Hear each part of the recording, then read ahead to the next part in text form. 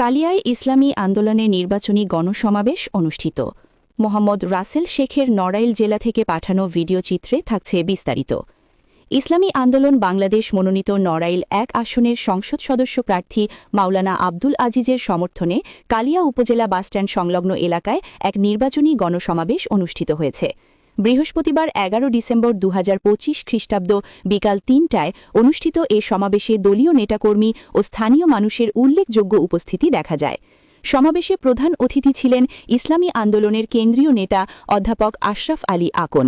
প্রধান আলোচক মাওলানা আব্দুল আজিজ তার নির্বাচনী অঙ্গীকার তুলে ধরে বলেন, নির্বাচিত হলে নড়াইল ১ আসনকে দুর্নীতি, মাদক ও সন্ত্রাসমুক্ত করে একটি মডেল এলাকা হিসেবে গড়ে তুলবেন। তিনি জনগণের জীবনমান উন্নয়ন ও সামাজিক নিরাপত্তা নিশ্চিত করার প্রতিশ্রুতি দেন এবং হাতপাখা প্রতীকে ভোট দেওয়ার আহ্বান জানান। সমাবেশের সভাপতিত্ব করেন মাওলানা খায়রুজ্জামান। এ গণসমাবেশ আসন্ন জাতীয় নির্বাচনে ইসলামী আন্দোলনের প্রচারণায় নতুন মাত্রা যোগ করেছে।